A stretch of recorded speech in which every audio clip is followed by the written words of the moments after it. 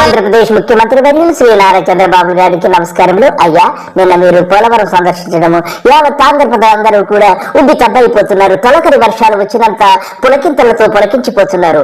అలాగే మీరు కూడా మోడీ గారిని ఆలింగనం చేసుకోవడము ఒక ఏటీఎంను మళ్ళా మీకు ప్రసాదించినట్టుగా మాకు అర్థమవుతుంది. చాలా సంతోషం. మీ ఇద్దరు ఇలాగే కలకాలం కలిసి ఉంటారని మనస్ఫూర్తిగా నమ్ముతున్నాను. ముందుగా మనం భక్తి గీతంతో ప్రారంభించుకుందాం. జయము జయము చంద్రన్న, జయము నేకు చంద్రన్న, నీవు చరిత్రలో నిలిచావయ్యా.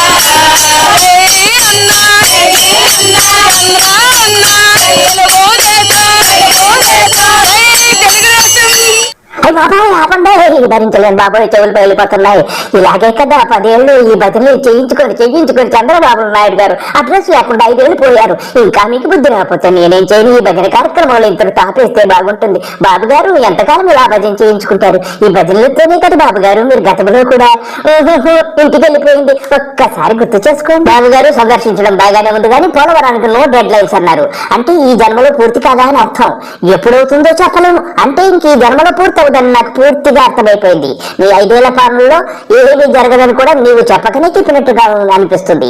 అలాగే ఎముకలే మిగిలే అంటున్నావు. మరి గతంలో నువ్వు కూడా 2019లో గత ప్రభుత్వానికి ఎముకలే మిగిలి చెల్లావని చెప్పి వాళ్ళు పదే చెప్పారు. సరే, ఇకపోతే ఈ యొక్క ప్రాజెక్టు పైన నీకు మోడీ ఏం హామీ ఇచ్చాడు, ఎటువంటి హామీ ఇచ్చాడు అది చెప్పకుండా ఉమ్మడి అజెండా అంటూ నీ జెండా ఊపుకుంటూ వారితో పొత్తు పెట్టుకొని మోడీని హత్తుకుని హాలింగనం చేసుకున్నావు. కానీ పోలవరం మాట ఎప్పుడైనా మోడీ నాట వంట వచ్చిందా? స్పెషల్ స్టేటస్ గురించి ఎప్పుడైనా మోడీ మాట్లాడా? ఇవేమీ మాట్లాడకుండా మీ యొక్క స్వార్థ ప్రయోజనాల కోసం రాజకీయం చేసి ఈ ఎన్నికల్లో గెలిచావు చంద్రబాబు, నాకు తెలుసు. ఇప్పుడు ఇవన్నీ చూసిన తర్వాత ఎన్నేళ్ళు పడుతుందని అడిగితే వారేం చెప్పారు? ఈ జన్మలో పూర్తి కాదు, నీకు టైం అయిపోతుంది. 5 ఏళ్ళు అయిపోయాక నువ్వు చేతులు ఎత్తేసి ఏటీఎంలో డబ్బులన్నీ దులుపుకొని వెళ్ళిపోమని అధికారులు చెప్పారా? అలాగే అర్థమవుతుంది నీ భాష, నీ వరస అన్ని కూడా. నీ భజన బృందం ఏం చెప్తుందో తెలుసా? నువ్వు ఇలా చేస్తావని అనుకోలేదంట. వారందరూ కూడా ఉప్పింగి తబ్బిబ్బైపోయి నీకు భజన చేయడానికి సిద్ధమైపోయారు. మళ్ళీ చంద్రబాబు, ఇలాగే నువ్వు 5 ఏళ్ళు చక్కగా భజన చేయించుకో. ఈ తెలుగుదేశం పార్టీ ఇంత ఇలా చేస్తారని ఊహించక ఆనందంతో ఉప్పొంగి పాడుతున్నామండి పాట. జయము జయము చంద్రన్న, జయము నేకు చంద్రన్న,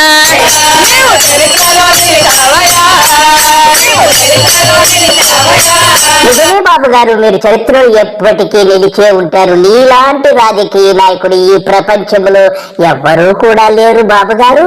అందుకే మీ పేరు సువర్ణాక్షరాలతో చెక్కబడుతుందని నాకు ప్రగాఢ విశ్వాసము. ఈ రోజు 5 ఏళ్ళు అయిపోయింది. ఇప్పుడు ఎప్పుడు అవుతుందంటే 4 సీజన్లు కావాలంటున్నారు మినిమం.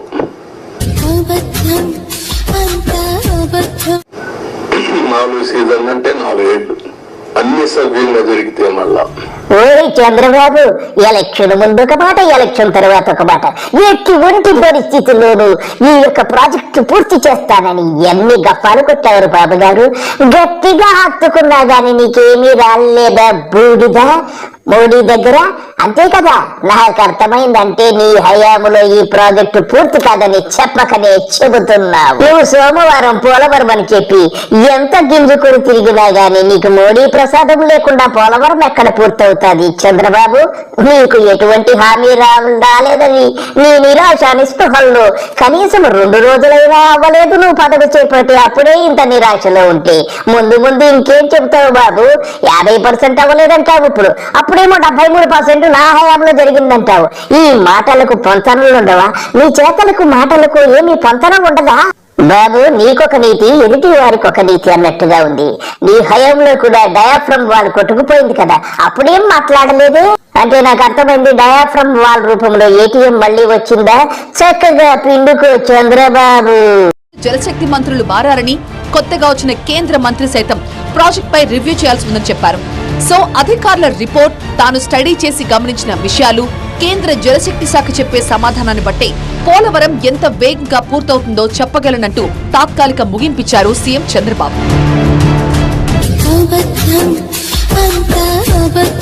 చంద్రబాబు గారు తాత్కాలికంగా ఇవ్వలేదండి, పర్మనెంట్ గా ఆయన ముగింపించారని ఆయన మాటల్లో తెలుస్తుంది. 440 కోట్లు చక్కగా దండుకోవడానికి డయాఫ్రమ్ వాళ్ళు పోయింది, అన్నట్లు పోయాయి, బోట్లు పోయాయని చెప్పి ఆ నట్లు బోల్ట్లు రాసి పంపించుంటాడా? ఆ నట్లు బోల్ట్కి 400 కోట్లు వస్తే చక్కగా ఏటీఎం రూపంలో, అదేనండి మన మాటలు కాదు, ఆయన ప్రీతమ నేత మోడీ గారు చెప్పినట్టుగా ఏటీఎంను పిండుకోవడం ప్రారంభిస్తారు. 2016లో దేవినేని ఉప్మా గారు, అదండి దేవినేని ఉమా గారు, అప్పటి ఇరిగేషన్ శాఖ మంత్రి గారు ఏం మాట్లాడారో ఒక్కసారి వినండి. ఆయన మాటల్లో అసెంబ్లీలో ఏమి చెప్పారు, ఎప్పుడు పూర్తి చేస్తారు క్లారిటీ. పోలవరంపై క్లారిటీ ఇచ్చినటువంటి దేవినేని ఉప్మా గారు, అలాగే ఈ అపర భగీరథుడు పోలవరం నుంచి సర్రన పోసేస్తానన్నాడు జలధార. 2018 కల్లా పోలవరం ప్రాజెక్టులో నీళ్లు నిలబెట్టి చంద్రబాబు నాయుడు గారు అపర భగీరథుడిగా ఈ దేశ చరిత్రలో నిలబడతాడు, రాసి పెట్టుకో. ఉప్పాను మడికి ఓహోలో పెట్టుకోరా అది. ఆ తర్వాత 2019లో వచ్చినటువంటి వైసీపీ గవర్నమెంట్ లోని ఇరిగేషన్ శాఖ మంత్రి అనిల్ గారు కూడా ప్రగల్భాలు పలికారు. ఆయన కూడా ఏమీ పీకలేకపోయారు. ఇద్దరు పీకింది శూన్యమని చెప్పి ప్రజలందరూ కూడా ప్రగాఢ విశ్వాసము. చెప్పాం, we will complete this project by 2021 December. We are committed to it. We will finish it. ఇక అసలు విషయానికి వస్తే అప్పుడు మోడీ గారు చంద్రబాబు నాయుడు గారిని ఏటీఎం గురించి, అదే పోలవరం ఏటీఎం గురించి ఏం చెప్పారు ఇప్పుడు మనం చక్కగా విందాము, చూద్దాము ఆ యొక్క వినోదము.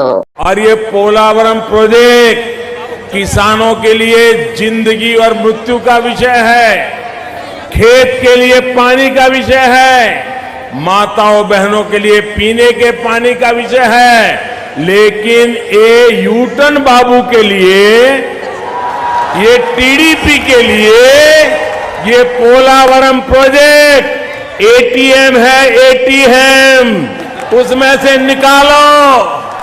సరే మీ ఇద్దరికి ఇది మామూలే, మేము 5 ఏళ్ల నుంచి చూస్తున్నాం ఒకరినొకరు దూషణ భూషణలో, అది సరే. కానీ నిన్న పవన్ కళ్యాణ్ ని ఎందుకు నువ్వు పోలవరం తీసుకెళ్లలేదు? ఆయన కూడా చూద్దరు కదా, ఆయన్ని తీసుకెళ్తే క్రెడిట్ ఆయన ఖాతాలో పడిపోతుందని భయమా? నీ నటనలు, నీ భజనలు ఇలా చేసుకుంటానే ఉండు, నీకే చెప్తాడు పవన్ ఏదో రోజు గుణపాఠం. ప్రధానమంత్రి నరేంద్ర మోడీ సిగ్గు కూడా లేకుండా అదేదో నాకు ఏటీఎం అంటాడు. ఉందా సిగ్గుందా ఆయనకు? సిగ్గు, లజ్జ, ఒక స్థానం, ఏం గౌరవం లేని వ్యక్తి. నా జీవితంలో చాలా మంది వ్యక్తులు చూశారు, కానీ గ్రామంలో ఉండే చిన్న కార్యకర్త ఈ నరేంద్ర మోడీ కంటే 1000 times బెటర్ తమ్ముళ్ళు. అదే వాళ్ళ యొక్క స్తోమత. మోడీ గారికి సిగ్గు లజ్జ ఉందా? తమ్ముళ్ళు అన్నావు, నువ్వు సిగ్గిడిచి పెట్టేసి ఏటీఎం అన్నా గాని నన్ను ఏటీఎం అన్నా పదే పదే చెప్పుకున్నావు. అటువంటి నీవు నిన్న ప్రమాణ స్వీకారములో గట్టిగా అత్తుకుని పిసికేసావే.